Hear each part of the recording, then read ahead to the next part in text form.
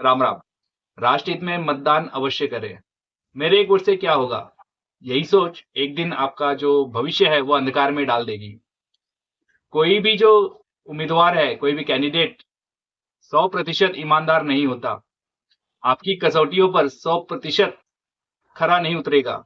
लेकिन जो available candidates है, जो भी उपलब्ध उम्मीदवार है, उनमें से जो आपको लगता है कि बेस्ट उम्मीदवार है, उसे वोट जरूर करें।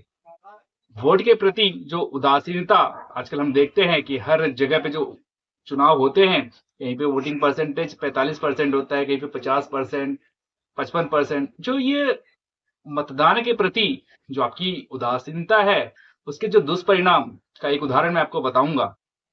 भारत के विभाजन के पूर्व सियालकोट जो पंजाब प्रांत का हिस्सा था, जहां पे बहुसंख्यक आबादी हिंदुओं की थी।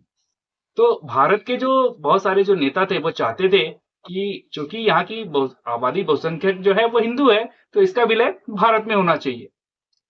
हिंदू बहुसंख्यक होने के बावजूद फिर ऐसा वहां पे निश्चय किया गया कि यहाँ पे जनमत संग्रह द्वारा देखा जाएगा कि जनता क्या चाहती है, कि इसका विलय भारत में हो या पाकिस्तान में हो।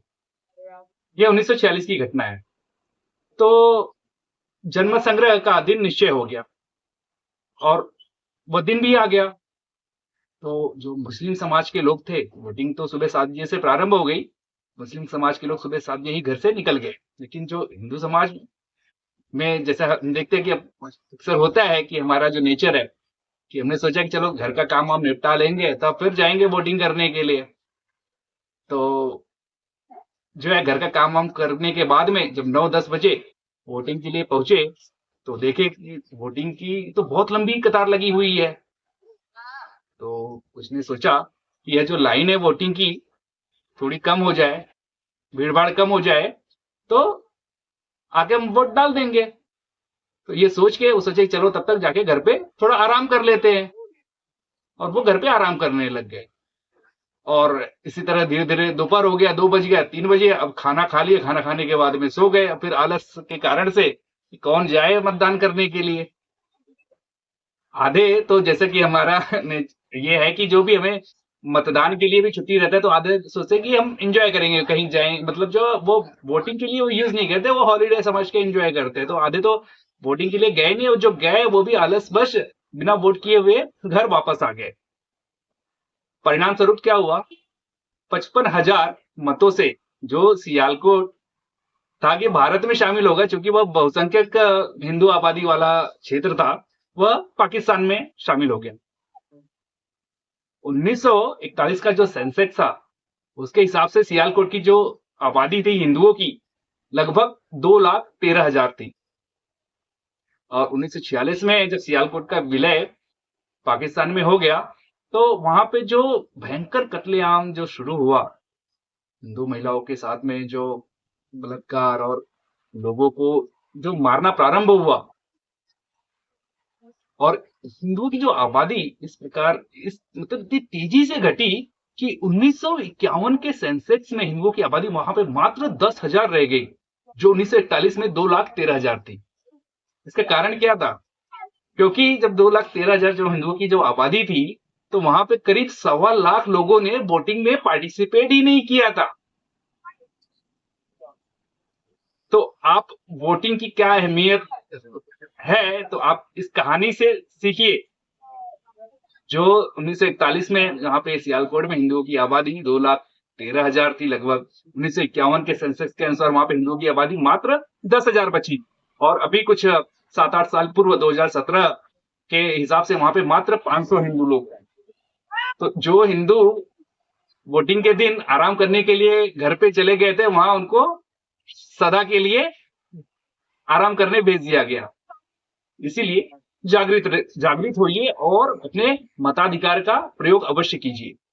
हम देखते हैं कि जितने भी मुस्लिम बहुल वाला जो एरिया है, मतलब जितने भी मुस्लिम है, 99% बीजेपी को रोकना है, इसलिए वो मतदान करते हैं।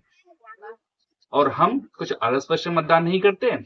और जो हमारे हिंदू समाज में जो पढ़ा लिखा वर्ग है, उसमें एक नोटा का प्रचलन चला हुआ है, तो सुना होगा, नोटा नोटा नोटा दबाएंगे। ये जो वामपंथियों द्वारा, सो कॉल्ड जो इंटेलेक्चुअल्स है, उनके द्वारा ये फैलाया जा रहा एक ट्रैप है, जिसमें जो पढ़े लिखे हिंदू समाज के लड़के हैं वो फंस रहे हैं। आप तो जैसे नोटा दबा के, तो जो बोलते हैं ना कि जो आप पे कोई भी थोप दिया जाएगा, तो जो इसके लिए मेरा सभी से अनुरोध है कि ये जो नोटा का ऑप्शन, नोटा आप जैसे मान के चलिए कि आपका जो क्षेत्र है उसके वहां पे 1 लाख आबादी है, ठीक है। 1 लाख आबादी में जो कैंडिडेट है, जो अच्छा कैंडिडेट है, उसको 30,000 वोट मिले, और जो सबसे खराब कैंडिडेट उसको 50,000। उसका नोट, उसका मतलब मेन रीजन ये है कि जो नोटा ज्यादा करके मान के चलिए 20-30,000 लोगों ने वहां पे नोटा दबा दिया। जो हिंदुओं की आबादी वहां पे 70,000 थी, उसमें से 30,000 लोगों ने नोटा दबाया, बाकी 40,000 लोगों ने उसमें से कुछ दूसरी पार्टी को दिया और 30,000 ने इसको दिया। और बाकी के जो वहां पे मुस्लिम आबादी थी, जो भी थी 20,000 30,000, उन्होंने एक एकजुट होके पूरा जो विपक्षी पार्टी थी उसको दिया, तो इससे वो जीत गया। ऐसे उदाहरण हमको बहुत सारे देखने को मिलेंगे। 2014 के इलेक्शन में महाराष्ट्र में करीब 13 जो लोकसभा सीट है, इस पे या जो इम्पैक्ट है मुस्लिम एकत्रीकरण के कारण से, एक मत, सारे मुस्लिम समाज का वोट एक जगह जाने से 13 लोकसभा सीटों पर प्रभाव पड़ा, जहां पे बीजेपी जीतते जीतते हार गई। तो फिर से मेरा आपसे यही अनुरोध रहेगा कि राष्ट्रहित को देखते हुए मतदान अवश्य करें। धन्यवाद। जय श्री राम।